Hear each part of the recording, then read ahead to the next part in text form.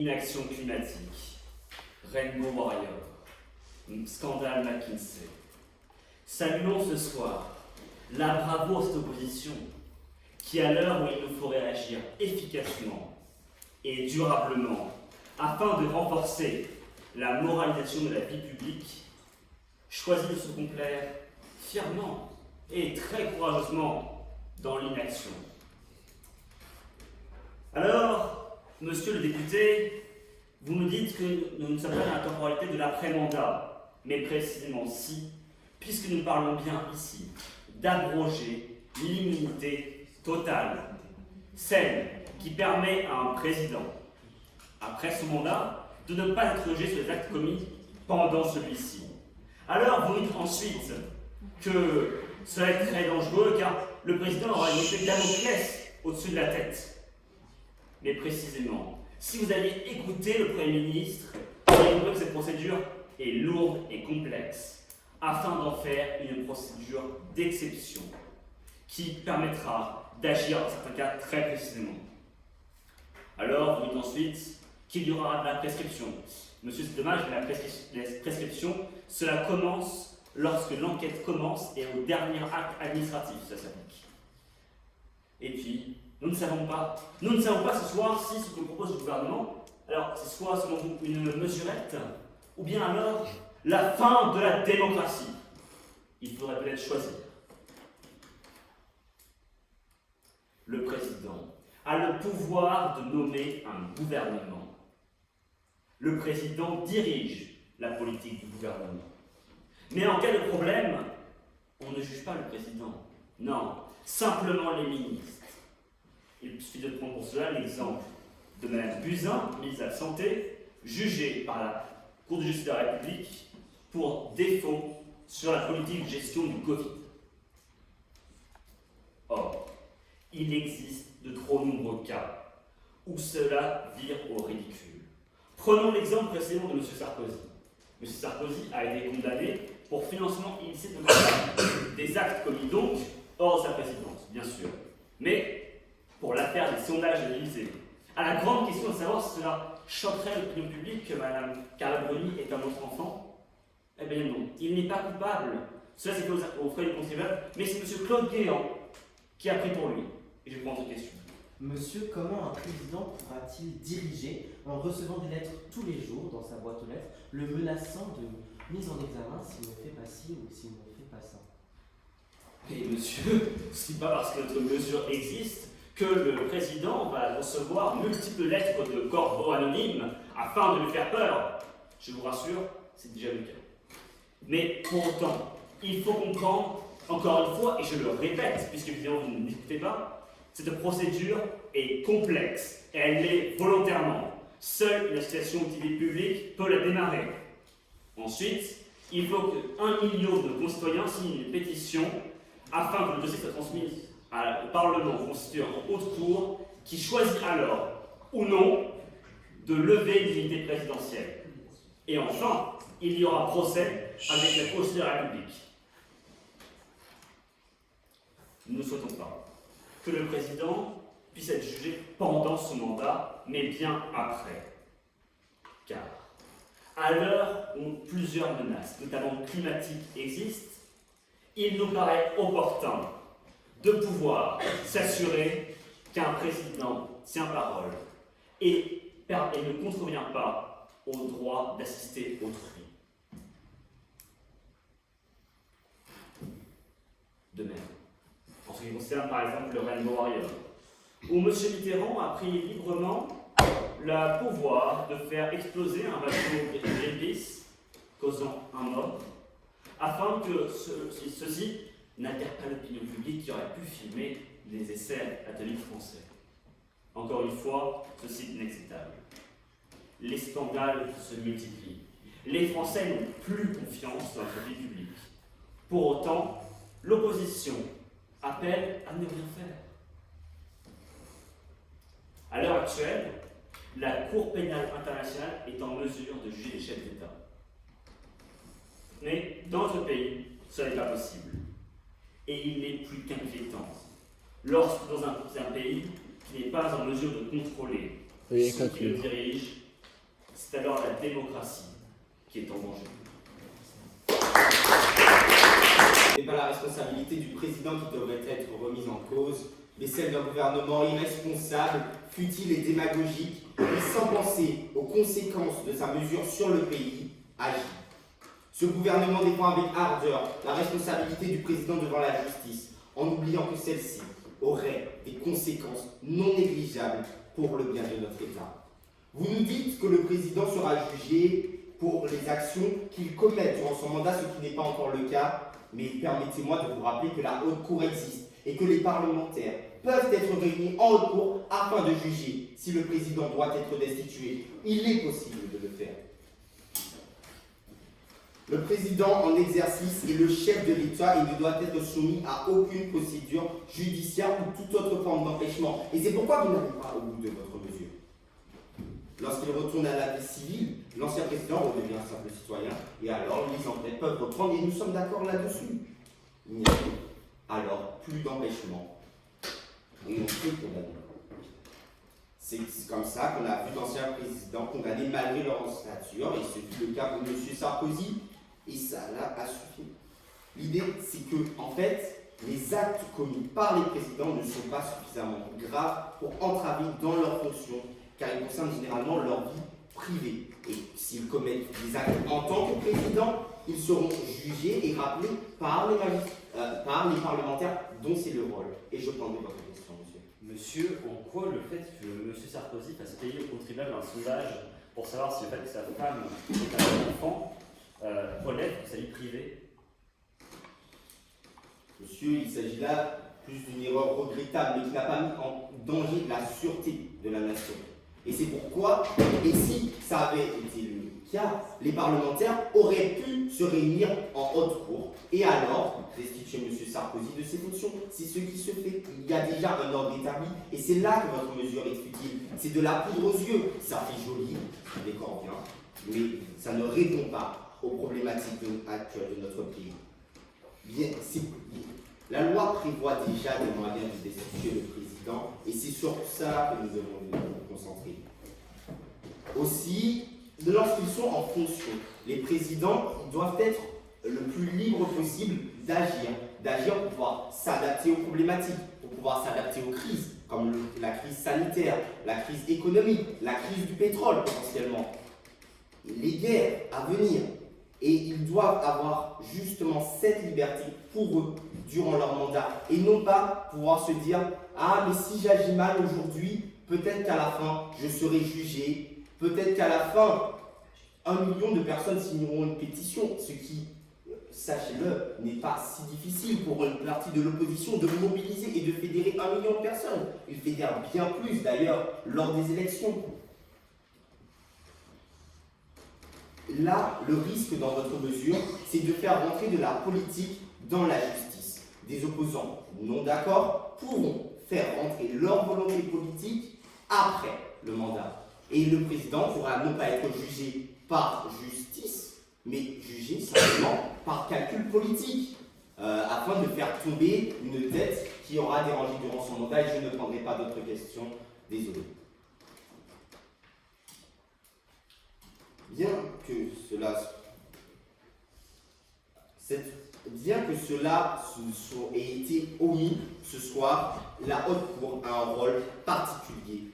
Et ce rôle, elle doit le remplir parce qu'elle est la Haute Cour. Elle est la seule instance capable de juger des actes du président de la République. C'est de son ressort. Et il y a des résistances. Et c'est pourquoi votre mesure est particulièrement dangereuse. Et si au soir, vous n'avez pas eu le courage d'aller jusqu'au bout de votre mesure. Vous n'avez pas eu le courage de proposer de rendre le président vulnérable totalement devant la justice parce que vous savez les conséquences que ça entraînerait. Instabilité, vous savez que cela est futile car le président est déjà contrôlé par les parlementaires d'une part, mais aussi contrôlé par le Conseil constitutionnel qui vérifie que les lois sont bien respectées. Les présidents sont déjà suffisamment contrôlés et votre mesure ne fait qu'ajouter une pression supplémentaire à leur rôle, de le rendant quasiment impossible à exercer. C'est pourquoi cette mesure est à la fois nuisible et inutile. puisqu'elle s'attelle à régler un problème qui a déjà été pensé et solutionné par le passé, en remplaçant les brillantes solutions d'hier par les élans Veuillez d'instabilité conclure. de la technologie d'aujourd'hui. La stabilité du pays et l'utilité publique sont les seules valeurs qui doivent guider un projet de loi. Ce soir, ces valeurs sont pourtant les grands absents du projet de ce gouvernement. Alors, afin que la France ne devienne pas un zoo qui, d'un moyen, pourrait faire condamner le président après son mandat ou avant, il nous faut protéger nos institutions et préserver la stabilité de notre nation.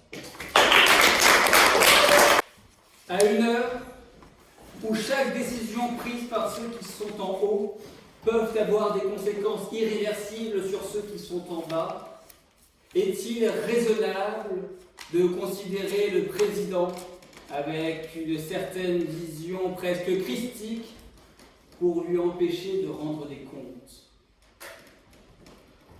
Mesdames, Messieurs, notre président de la République possède une immunité totale que nul citoyen ne peut avoir et, malgré les erreurs qu'il peut commettre, malgré les vies qu'il peut mettre en danger, malheureusement, il ne pourra pas rendre des comptes. Or, la vision de ce gouvernement est très simple. Pour que nous ayons un gouvernement responsable, il nous faut un président condamnable. Alors, mesdames, messieurs, saluons ensemble Madame, la chef de l'opposition, qui a porté à elle seule le projet audacieux de ne pas nous écouter. Car, oui, vous nous avez parlé, vous avez surtout avoué ne pas connaître la différence entre l'immunité totale et l'immunité partielle. Mais ce n'est pas tant de votre faute, car c'était un petit peu le mot d'ordre de cette opposition.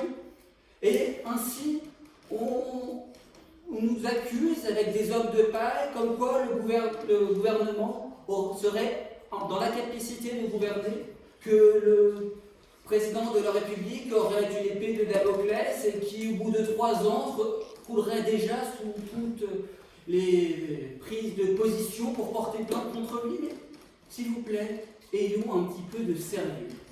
Déjà, lorsque vous nous dites que le président de la République est la France et que la France est le président de la République, alors symboliquement c'est beau, mais dans les faits c'est faux. Le président de la République est un homme, le président de la République est conscient de ses actes et de ses décisions, et même le 3e député l'a bien avoué, le président de la République peut recevoir de la pression, ce qui explique qu'il peut commettre des erreurs. Après, rassurons-nous, condamnable ne veut pas forcément dire condamné, mais ça, bien évidemment, vous ne voudrez pas trop l'avouer, je vais prendre votre question. Monsieur, que faites-vous du rôle essentiel de la haute cour dans la justice présidentielle? Mais monsieur, que faites-vous de la responsabilité du président de la République qui, lorsque par parfois pure inaction écologique, peut mettre en danger des millions de nos concitoyens, il ne peut pas être jugé pour cela? Le rapport du GIEC nous dit que si dans 3 ans nous ne faisons rien, la planète est condamnée et pourtant le président peut toujours continuer à faire ce qu'il veut. Trouvez-vous cela normal? Non, bien évidemment que non. Alors, on pourrait parler de vous qui avez essayé de nous faire un long monologue, un long discours et un long cours sur la valeur du président de la République. Mais permettez-moi de vous faire un rapide cours de français. Lorsque les enjeux de notre nation sont aussi importants, il faut que le président de la République, celui qui a la capacité de prendre toutes les décisions, puisse être condamné. Vous pensez que la politique est soumise à une autre justice, mais pourtant Agnès Buzyn, ministre de la Santé, a été mise en examen, alors que le président de la République à l'époque ne pourra jamais l'être, car possède son immunité totale. Ce n'est pas la vision de l'opposition, du gouvernement de ce soir. Alors, je reviendrai également sur quelques petits points, notamment sur l'affaire de Chirac et Sarkozy, qui ont en effet été condamnés après leur mandat. Mais sachez qu'ils ont été condamnés après leur mandat parce que c'était pour des actions qu'ils ont commises hors leur mandat. Alors que nous souhaitons qu'ils soient condamnés pour des actions qui sont prises en tant que président de la République et durant leur mandat. Et c'est bien ça, mesdames et messieurs, le trou qu'il y a dans notre nation et l'instabilité qui résulte de notre nation. Alors ensuite, il y a eu quelques députés bipolaires qui disaient à la fois que ça servait à rien, mais qu'en même temps, ça allait créer une sorte de dégénérescence, la fin de la démocratie, sachant que la séparation de l'exécutif et du judiciaire ne sera pas respectée. Alors, expliquez-moi en quoi le président de la République, qui est plus en fonction, représente un pouvoir exécutif. Également, vous avez dit que les quelques condamnations qu'on peut attribuer au président sont quelques erreurs regrettables. Alors, la mise en danger de 50 millions de personnes, c'est regrettable selon eux. Très bien. Faut-il attendre que le gouvernement, que le président de la République ordonne un génocide pour ensuite qu'il puisse être destitué par la Cour pénale internationale? C'est visiblement la vision de cette opposition, mais ce n'est pas la vision de ce gouvernement. Ce gouvernement souhaite une responsabilité de la vie politique, une reconsidération du rôle de notre président de la République pour que les Françaises et les Français puissent enfin avoir confiance en notre pays. Car, mesdames, messieurs, la France, notre France, ne monte pas les marches du progrès, non. Veuillez vous rasseoir.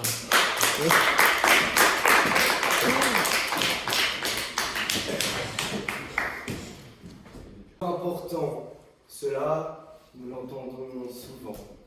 Je suis étonné ce soir que pour ce gouvernement, c'est un potentiel criminel, un potentiel génocidaire même, et un tyran. Il faudrait le réduire à un simple citoyen lambda comme vous et moi. Mais vous oubliez que tout, on vous l'a répété encore et encore, dans la stature présidentielle est exceptionnelle. Ni moi, ni même vous, monsieur le Premier ministre, n'avons les codes de l'arsenal nucléaire.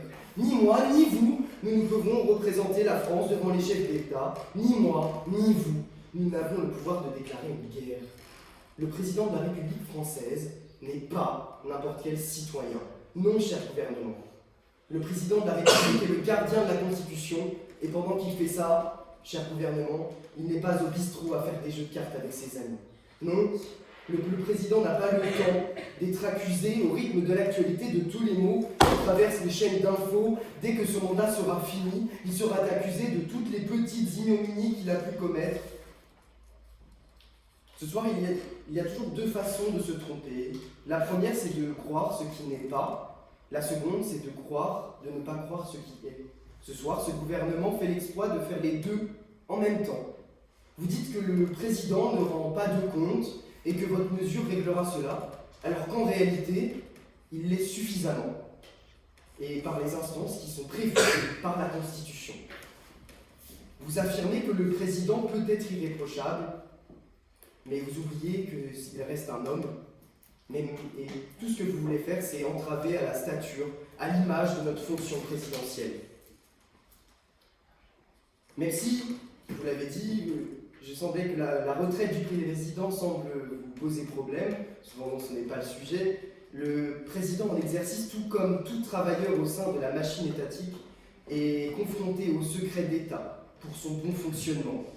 Comment pensez-vous que l'on peut faire une telle action sans qu'elle soit mise en danger, si on doit juger le président pour des actions qu'il a pu commettre au sein du Conseil d'État? Votre mesure est plus un écran de fumée. Vous vous targuez de supprimer l'immunité présidentielle en ne remettant en question que l'immunité totale. Aussi, comment imputer une décision uniquement au président quand il est au cœur d'une machine étatique et gouvernementale? Est-ce qu'il a été mal informé? Est-ce qu'il a été incité par d'autres raisons extérieures? En fait, vous voulez faire entrer le grand public au sein des secrets étatiques. Je vous remercie de qualifier notre action de bravoure, mais nous ne faisons que montrer les contresens de votre mesure. Vous dites avoir fait une mesure complexe pour condamner le président. Je ne pense pas que cela soit vrai, car au vu du suffrage et du mode de suffrage pour l'élection de notre président, il y a forcément au minimum un tiers des Français qui peuvent voter, soit 15 millions de personnes qui pourront faire une pétition. Donc 15 millions de personnes, ça fait à peu près 15 pétitions après pour le président. Je trouve ça quand même suffisamment facile pour l'opposition de déposer des plaintes. Rappelons enfin que c'est quand même le rôle de la haute cour de juger le président et non pas celle que vous dites. Je prendrai vos questions. Monsieur, vous nous dites que le président de la République est un être exceptionnel, ensuite vous nous dites que c'est un simple citoyen, alors je vais vous poser la question, pourquoi donner une immunité totale aux seuls citoyens qui me mettent en danger la vie d'autrui de plus de 50 millions de nos concitoyens? Vous pouvez répéter la fin de votre question. Pourquoi maintenir une immunité totale aux seuls citoyens français qui peut mettre en danger la vie de plus de 50 000 Français? Pourquoi avoir toujours cette même vision si simpliste de la chose?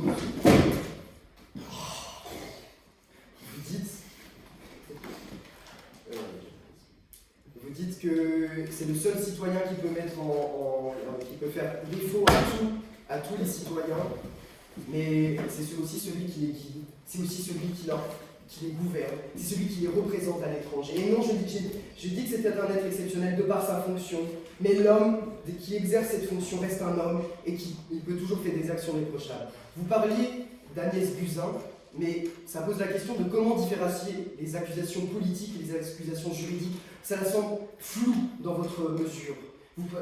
Agnès Buzyn a fait les frais d'une mise en examen sur des actions politiques. Et vous parlez d'une inaction écologique, c'est des mesures politiques. Ce n'est en aucun cas des crimes que le président a commis. Une inaction écologique n'est pas un crime d'un point de vue juridique. Veuillez conclure. Un dirigeant sans pouvoir n'est qu'un pantin qui ne trouve pas sa place. Tout comme un président fragile fragilise la France entière.